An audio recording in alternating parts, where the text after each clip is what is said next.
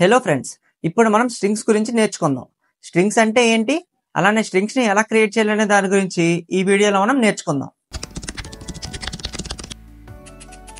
What are strings?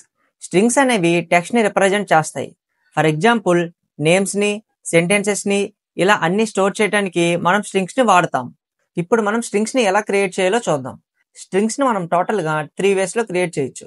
ఒకటి single quartz ని వాడచ్చు, 2 డబుల్ క్వాట్స్ ని వాడచ్చు, 3 ట్రిపుల్ క్వాట్స్ ని వాడచ్చు. ఈ మూడింటికి డిఫరెన్స్ ఏంటో ఇప్పుడు మనం ప్రాక్టికల్ గా చూద్దాం. ఇప్పుడు మనం సింగిల్, డబుల్ అలానే ట్రిపుల్ క్వాట్స్ కి డిఫరెన్స్ ఏంటో చూద్దాం. ఫస్ట్ మనం S1 అని ఒక వేరియబుల్ క్రియేట్ చేసాం అండ్ దానికి మనం ఈక్వల్ టు అనే ఆపరేటర్ ని యూజ్ చేసి హెలో అనే స్ట్రింగ్ ని అసైన్ చేసాం యూజింగ్ సింగిల్ క్వాట్స్. అలానే కింద మనం S2 అనే వేరియబుల్ క్రియేట్ చేసాం అండ్ ఈక్వల్ టు అనే ఆపరేటర్ ని యూజ్ చేసి డబుల్ క్వాట్స్ లో పైథాన్ అనే స్ట్రింగ్ ని S2 కి మనం అసైన్ చేసాం. అలానే కింద మనం S3 అనే వేరియబుల్ ని క్రియేట్ చేసి ఈక్వల్ టు అనే ఆపరేటర్ ని యూజ్ చేసి ట్రిపుల్ క్వాట్స్ లో మనం వెల్కమ్ అనే స్ట్రింగ్ ని S3 అనే వేరియబుల్ కి అసైన్ చేసాం. ఇప్పుడు ఈ మూడింటిని రన్ చేసి తర్వాత మనం డిఫరెన్స్ గురించి మాట్లాడదాం. ఈ మూడు మనకు అవుట్పుట్ లో సేమ్ స్ట్రింగ్ టైప్ లోనే ప్రింట్ అయ్యాయి. ఇప్పుడు ఈ మూడింటికి డిఫరెన్స్ ఏంటో చూద్దాం. మనం ఎప్పుడైతే నార్మల్ స్ట్రింగ్ ని వేరియబుల్ కి అసైన్ చేస్తామో అప్పుడు మనకి ప్రాబ్లం ఉండదు. కానీ ఎప్పుడైతే మనం ఒక సెంటెన్స్ లో అపోస్ట్రఫీ ని యూజ్ చేస్తామో అప్పుడు మనకి ప్రాబ్లం వస్తుంది. ఫర్ ఎగ్జాంపుల్, ఇట్స్ రోహిత్ అని చెప్దాం. ఇక్కడ మనకి అపోస్ట్రఫీ దగ్గర ఎర్రర్ చూపిస్తుంది. దీన్ని మనం హ్యాండిల్ చేయడానికి బ్యాక్ స్లాష్ ని యూజ్ చేస్తాం.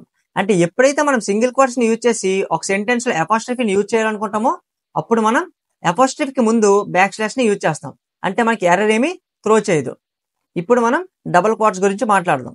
దీనిలో కూడా మనం సేమ్ సింపుల్ గా ఇట్స్ రోహిత్ అని చెప్దాం. ఇక్కడ మనకి ఎర్రర్ ఏమి త్రో చేయలేదు. అంటే డబుల్ క్వాట్స్ ని యూజ్ చేసినప్పుడు మనం బ్యాక్ స్లాష్ ని యూజ్ చేయక్కర్లే ఎప్పుడైతే మనం అపోస్ట్రఫీని యూజ్ చేస్తామో. ఇప్పుడు మనం ట్రిపుల్ క్వాట్స్ అంటే ఏంటో చూద్దాం. మనం ట్రిపుల్ క్వాట్స్ ని మల్టీ లైన్ సెంటెన్సెస్ కోసం యూజ్ చేస్తాం. For example, welcome to college coders అని ఒక సెంటెన్స్ ని క్రియేట్ చేసాం అండ్ దీన్ని మనం మల్టిపుల్ టైమ్స్ రిపీట్ చేద్దాం. ఇలా మనం మల్టిపుల్ సెంటెన్సెస్ ని ఒక సింగిల్ వేరియబుల్ కి అసైన్ చేయొచ్చు. ఇలాంటి టైంలో మనకి ట్రిపుల్ క్వాట్స్ హెల్ప్ చేస్తాయి. దీన్నే మనం డబుల్ క్వాట్స్ అలానే సింగిల్ క్వాట్స్ ని యూజ్ చేసి కూడా ట్రై చేద్దాం.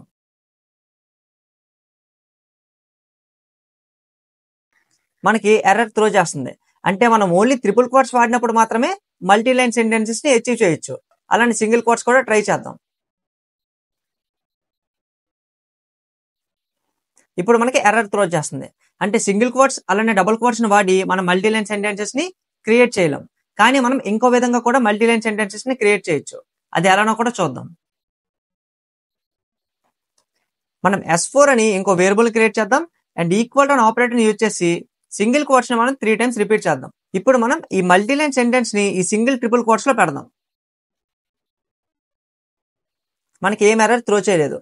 అంటే మనం మల్టీ లైన్ సెంటెన్స్ ని సింగిల్ క్వాట్స్ ని యూజ్ చేసి అచీవ్ చేయాలంటే అప్పుడు మనం ఈ ట్రిపుల్ సింగిల్ క్వాట్స్ ని యూజ్ చేస్తాం. ఇలా మనం మల్టీ లైన్ సెంటెన్స్ ని అచీవ్ చేయొచ్చు. ఈ వీడియోలో మనం స్ట్రింగ్స్ ని ఎలా క్రియేట్ చేయొచ్చు అనే దాని గురించి నేర్చుకున్నాం. నెక్స్ట్ వీడియోలో మనం స్ట్రింగ్ మ్యానిపులేషన్ అలానే స్ట్రింగ్ మెథడ్స్ గురించి ఇంకా సింపుల్ గా నేర్చుకుందాం. Thank you for watching and see you in the next video guys.